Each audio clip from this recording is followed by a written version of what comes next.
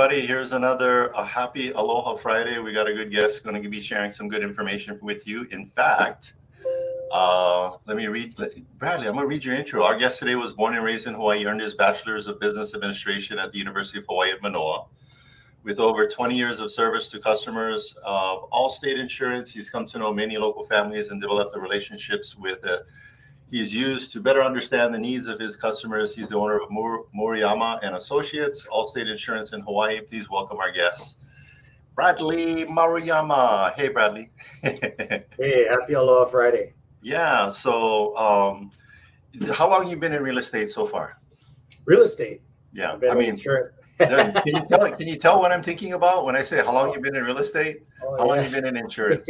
Well, I opened the agency in 2005, so it's going to be 18 years. But I think what kind of makes us unique is I got licensed agents that been around for 30 plus. Two of them have been in insurance for over 30 years. So, wow. Yeah, but 18 years.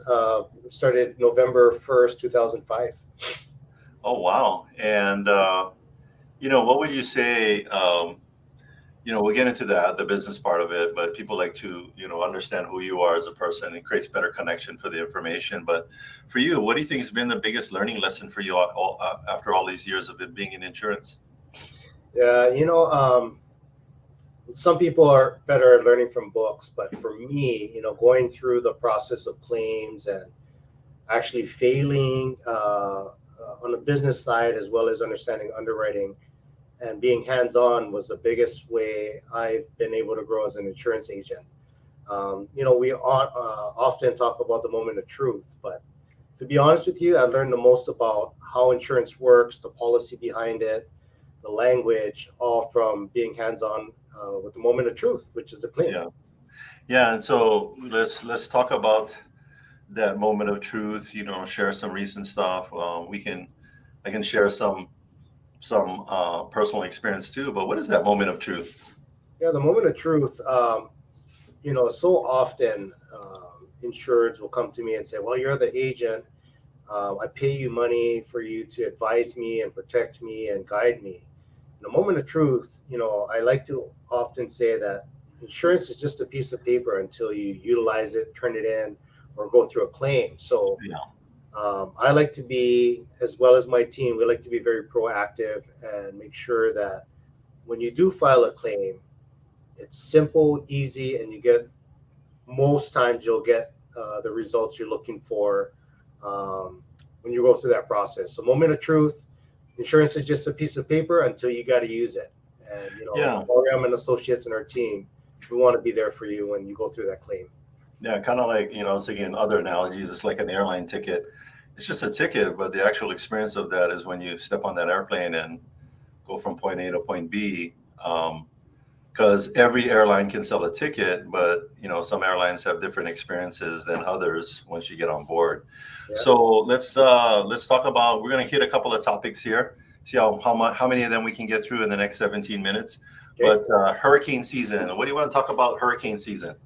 Yeah, hurricane season's around the corner, and there's so many components about it. But first off, what I've been telling a lot of my insureds during the review process is, go around your house with a phone or with a camera, whatever you have available, and take a video of around your home, as well as what's inside your house. And if you don't, what's also good is some of your valuable things you may want to take pictures of. Fishing reels, surfboards, stand-up paddle boards, your televisions. And the reason why we tell people to do this is during a claims process, when you do file that claim during a hurricane, it's going to be stressful. You may be displaced. And when you're stressed, you're not going to know what you had in the house. And the adjuster's going to be saying, well, Attilio, what did you have in your house? Start listing down all the things that you want to claim that was damaged. So, if you have a video handy, that would be great. You can save it to the cloud. If you have AllState, we also have a digital locker that you can upload all these things. So whether it's a hurricane or a fire, at least you're going to have all your personal contents readily available for a claims agent. So that's a good tip. Just, get your kids. Your kids can help you because they're always on those dang phones anyway. So, right. Put it to good use. Yeah. Help them go and record all the stuff that's around the house. Talk about okay, we said hurricane season. When is hurricane season typically? Well, it typically starts now, mid-May, and it extends down to September, October. Um, but I've been talking to a lot of the guys I used to surf with, and you start seeing all these sharks that's always in the news, and they're saying that they think it's tied to El Nino. And again, I'm not an expert at it, but Yeah. it seems like the water is a little warmer, so we may have an active hurricane season. So it's good to go and reach out to your insurance agent or your carrier and see if you can review your coverages, because that's going to be very crucial at the time of claim. I think everybody, what they do is they end up going to Costco and buying all the water and toilet paper. I'm like, maybe a more important task would be to review their hurricane insurance, Yeah. because all the toilet paper and bottled water in the world ain't gonna help you rebuild stuff or replace things if you're not covered, right? Yeah. All right. So and any other policies to think about regarding hurricane? Yeah, so we chatted a little bit yesterday, and things that you want to look at is make sure that you have ample replacement costs on your structure. Um, every company will look at it differently, but reach out to your agent. Make sure you have enough cost per square foot to rebuild that home if it ever burns or blows away. You also want to make sure that you have loss of use. When you're going through the process of purchasing a home, whether it was 30 years ago or today, a lot of times people are in a money crunch. So they just want the cheapest possible policy. But you want to make sure you have, ample replacement costs, loss of use coverage. What that means is if the house is unlivable, where are you going to stay? Yeah. I was able to do business in Kauai for 10 years. And I got to talk to a lot of Iniki insureds, so people that went through Iniki. And if you don't have this loss of use coverage or additional living expense, where are you going to stay? Where are you going to rent? Will you be able to stay at a hotel where the house is being rebuilt? So that's an important coverage.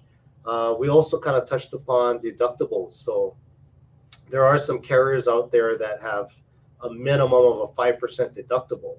So what does that mean to you as an insured? If the cost to replace your structure is $500,000, which is a typical home in Hawaii, and the deductible is 5%, that means you're going to be paying $25,000 before the insurance company even steps in. So if your roof blows off, a typical roof to replace is about $15,000 to $25,000. You're going to be paying out of pocket for that roof if that's all that's damaged. So review your policy, check to see what coverages you have and what your deductible is. Now, I know people think like, hey, if I call you to review my policy, you can try, sell me some more insurance. But I think I can speak from personal experience that that's not the case with Bradley. He's going to tell you if you need something, if you don't, and then it's up to you, right? You advise, they decide. Yeah, from the radio show, I had a nice lady give me a call on Monday. Yeah. And we were she called. What spurred the call was there was a rate increase with her carrier. Okay. But after reviewing her policy and me quoting her auto insurance, it was still actually cheaper than what we could offer. But I did give her some tips. Maybe you might want to increase this, take off that. She had a HO6 or condo policy for her townhome in Pro City, and I kind of advised her you should look at getting a hurricane policy, because the association will cover the actual structure for this one complex. But what about her contents that are in the townhouse? Where would she live if she was relocated, because she's now a widow?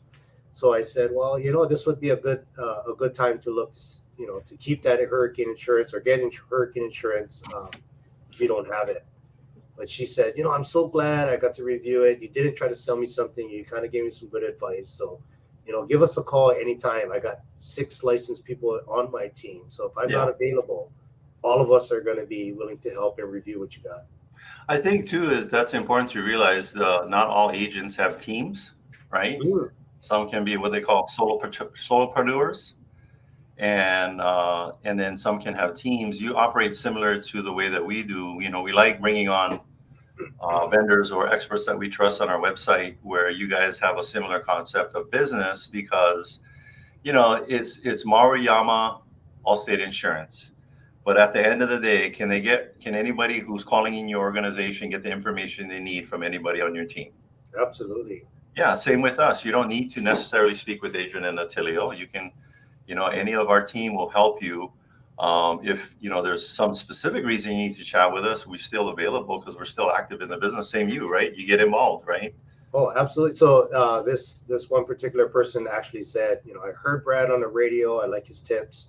Can you please have him call me? So, if you're out there, you personally ask for me, because I still want to be able to meet and be able to assist everyone that's listening to the show personally. Yeah. Yeah, I know too. And speaking of that moment of truth, we did have, I think some drunk person hit a fire hydrant in front of our place and had a lot of water that flooded into our office because we were right in front of it.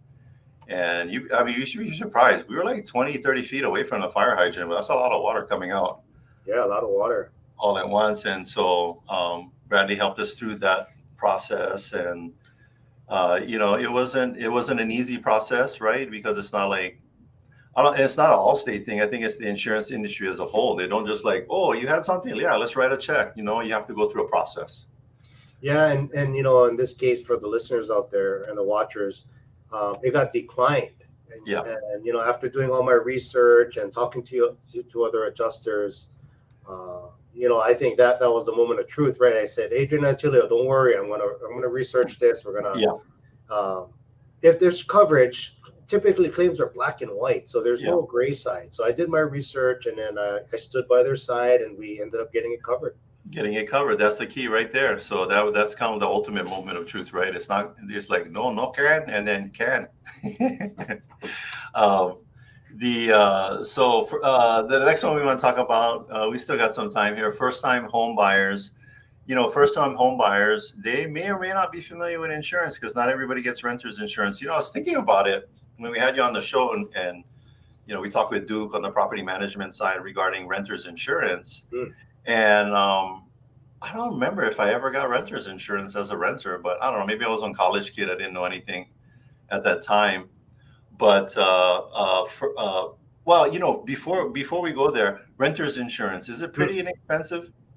Yeah, renter's insurance can be anywhere from about $75 per year to about $150, depending on how much coverage you're looking to. But for the minimum coverage, so what is that? 10,000 in contents coverage and some liability if you have a dog or property, $75 a year.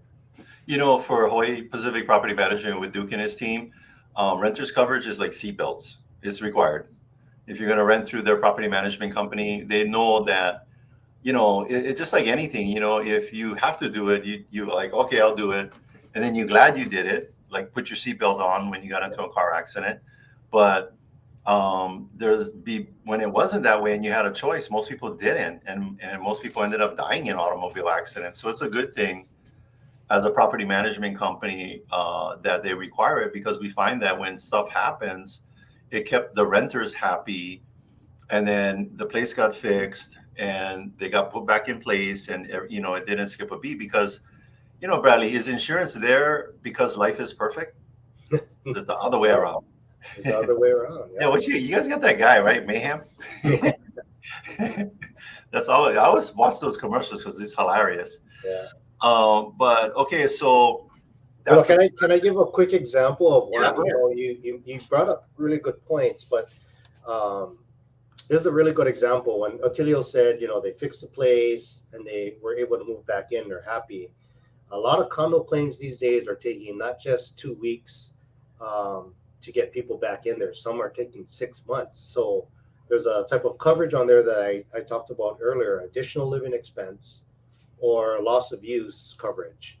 What that means is if there's water damage done to a unit, and let's just say there was a lot of water that displaces this tenant, they're going to be able to stay at a comparable rental or a hotel while this unit's being dried and rebuilt.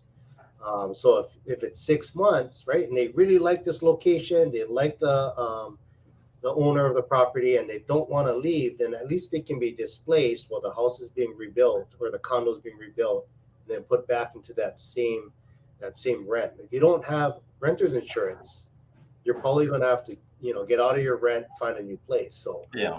uh, for $75, it's very worth it. Yeah. Better to have that coverage. And I always say the best insurance is the one you don't have to use. And the second best insurance is the one you have to use, and it covers everything. Mm-hmm. All those things that you're going to get all stressed out about. So, okay. So it's kind of like, we go from the small tadpole to the big fish, and that's the renter going to home ownership. Now they're responsible. Let's talk about what should first-time homebuyers expect regarding homeowners insurance. Yeah. So when you're, it's one thing to, be with a realtor and start looking at properties, but things that could hold up your transaction is if you're in a flood zone. Your realtor will be able to tell you if you're in a V zone or A zone when they're showing you properties. And the reason why it's important is when you're pre-qualifying with your loan officer, they're looking at just fire and hurricane insurance. Yeah. Sometimes when you're in a flood zone, these flood policies can be anywhere from $150 per month up to $500-600 per month. So if you don't do your due diligence and get a quote to see how much it would cost to be in this flood zone, and maybe that's why the property is not selling, then you could come all the way through the process and then find out when we need to send out a binder to the loan officer that you no longer qualify because of this $500 per month cost. You're going to be disappointed, and we're going to be wasting a lot of time. So flood zones. It's also important about flood zones. Everybody thinks it's just on the beach, but it's the other areas that catch people off guard. Reservoirs in Kaneohe and Nuuanu, streams in Manoa. So it's not just beachfront. Yeah. You have to check. In Kailua, some people think the flood zone is by the coast. Well, in Kailua, the flood zone is closer to the swamp, which is in deeper Kailua.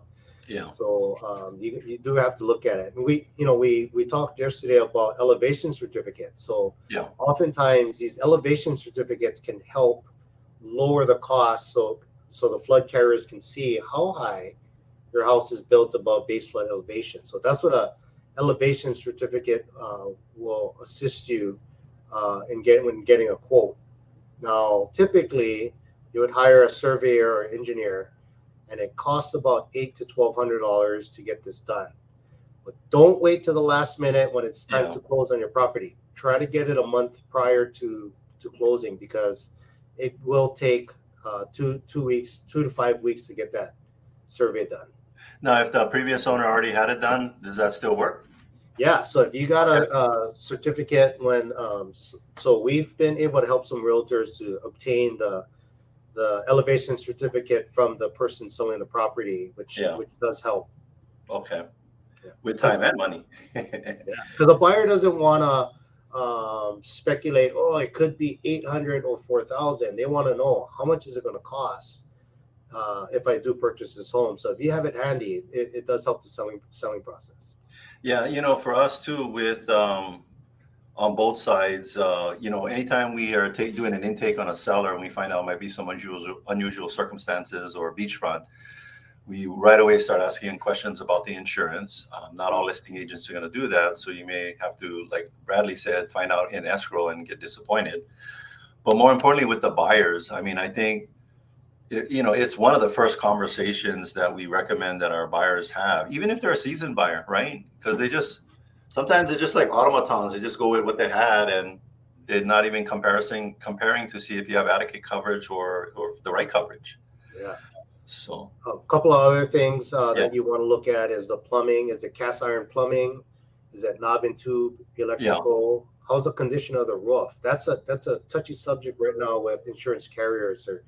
They're getting a lot stricter on the underwriting guidelines on roof age and condition. So these are all the things. Maybe you could ask for credit because you got to redo this roof once you purchase. So these are things to look for when you are looking at a property.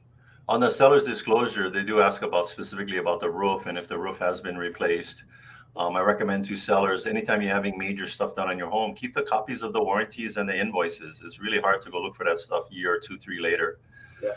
And I get it with the roofs. Is it an indication that they're being more stricter with the roofs because more claims are coming in? Yeah. So there's a reason, and there's good and bad. So Yeah.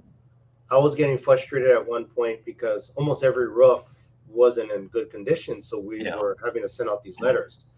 But is it better to have the insured know up front? Yeah.